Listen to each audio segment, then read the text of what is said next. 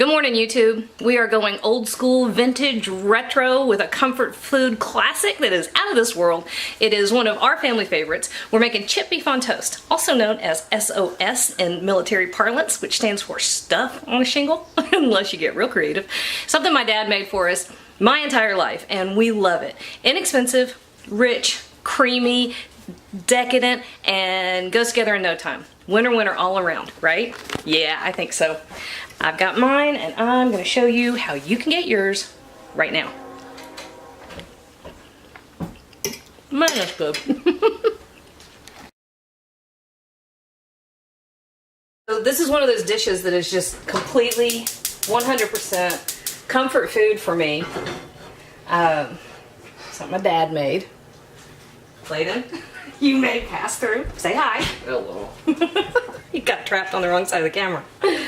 My dad used to make this, and for a long time, it was one of the very few things that he could cook.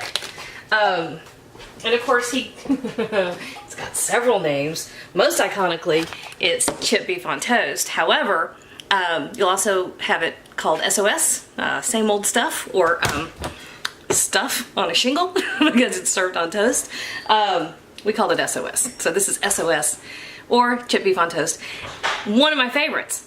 All right, here we go. So in this pan over here, I just have medium-low heat, and I have 4 tablespoons of butter. Can you see that? Let me get my camera fixed. There we go. 4 tablespoons of butter. And we're just gonna let that melt. Come a little bit closer. I'm trying to get a good angle.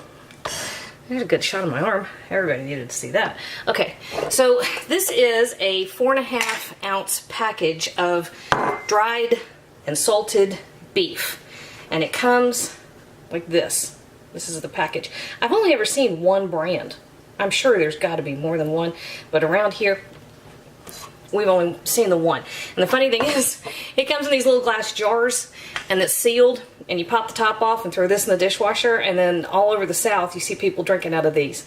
And they used to have, Bama jelly used to come in these cool little jelly jars. I haven't seen it like that recently, but Southerners would do that. We would have chip beef and Bama jelly jars.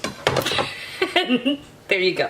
All right, so I just run my knife across it just to make little ribbons. Why do I do this? Because my mother did. That's why.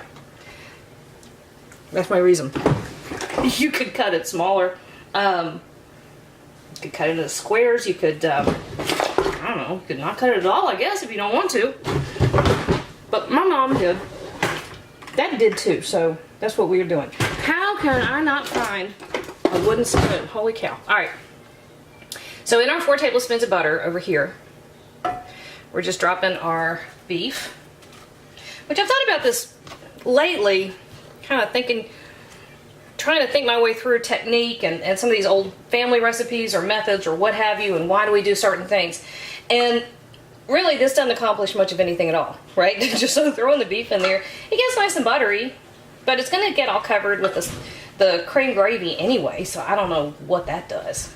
But again, Mom and Daddy did it that way, so that's what I'm doing. Hi, kid. What are you doing? Chip beef on toast. That sounds odd. It sounds odd.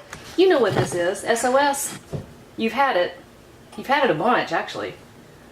You'll recognize it when you see it. All right, so a 1/4 teaspoon of red pepper flakes. Not something Mom and Daddy did, but something I like to do. And then a little bit, say a teaspoon of black pepper. There, it's just over a teaspoon, whatever. Now, this stuff, this beef, is really super salty, right?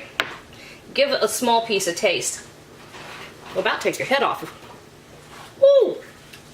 But I am going to give it a teaspoon or so of kosher salt because we're adding a lot of cream gravy to this.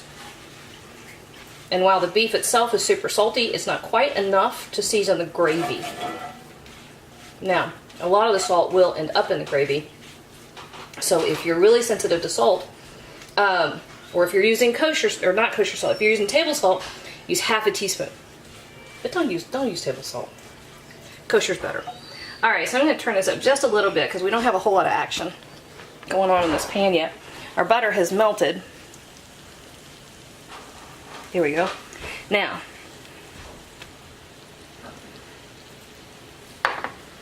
4 tablespoons of all-purpose flour. We had 4 tablespoons of butter,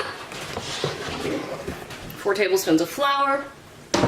We're going to add 4 cups of milk. So this is a pretty classic milk gravy ratio. Actually, kind of a classic any gravy ratio. A tablespoon of fat and a tablespoon of flour will thicken a cup of liquid. So it's a 1-1-1 ratio going on here. Child, put down the vanilla wafers. Put them down. Alright, so I'm going to shoot banana pudding next. I have a child who is a vanilla wafer fiend. She cannot stand it. And so there's a box, vanilla wafers on the counter, and she's just slowly walking around the kitchen with them.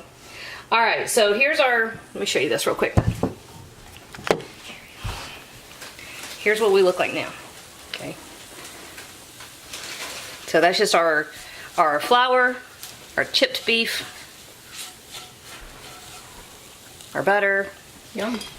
You're gonna like this. You know what this dish is. You just have blanked. I haven't made it in about a year, but I used to make this for Papa Joe all the time. All right. So we're gonna stir in our milk. You know what we can do? Hmm. After you make the banana pudding. We can eat all the rest of the vanilla wafers. Yes, but we can also make some of our own. Cause look, I found the ingredient.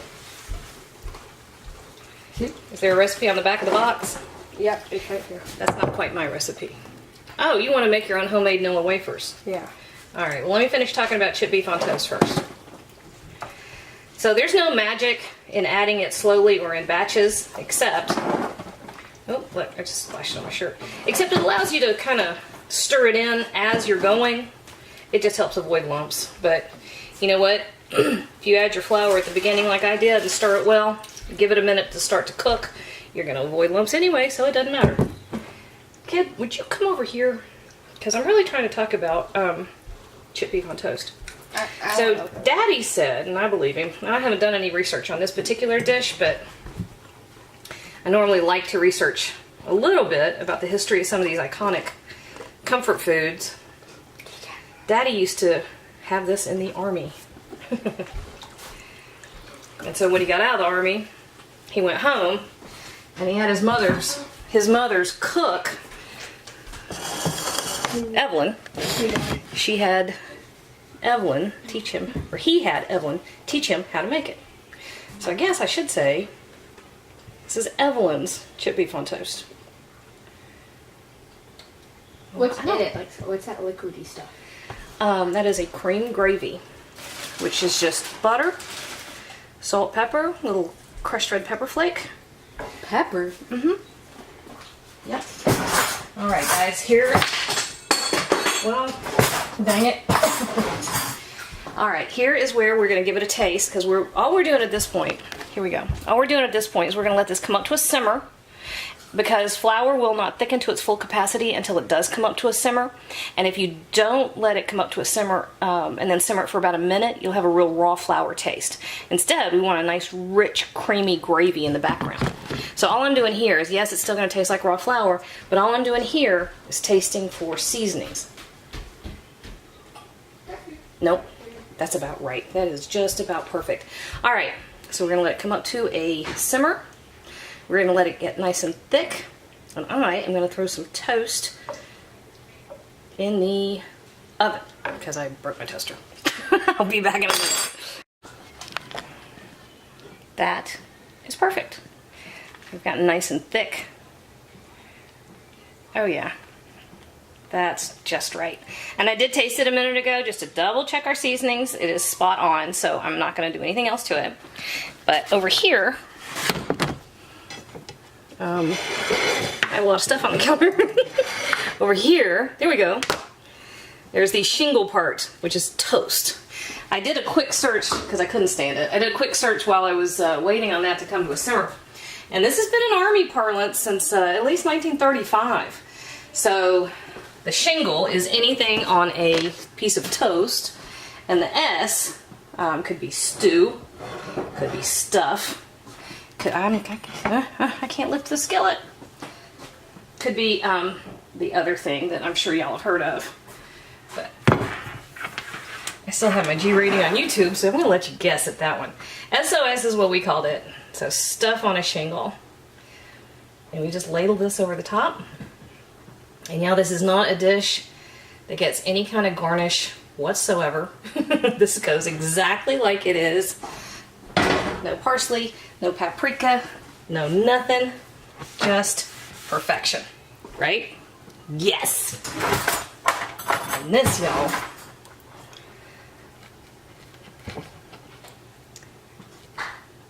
oh yeah. How about that bite?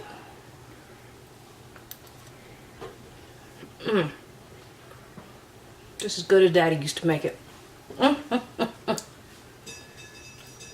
And Mama. That's the good stuff, y'all. On a shingle. Hey YouTube, thanks for watching. And if you thought that video was helpful, do me a huge favor. Hit like, hit subscribe, hit the little bell so you get a notification whenever I post a new video. And if you have a second, hop on over to Patreon and check out how to support my channel even more. Again, thanks for watching.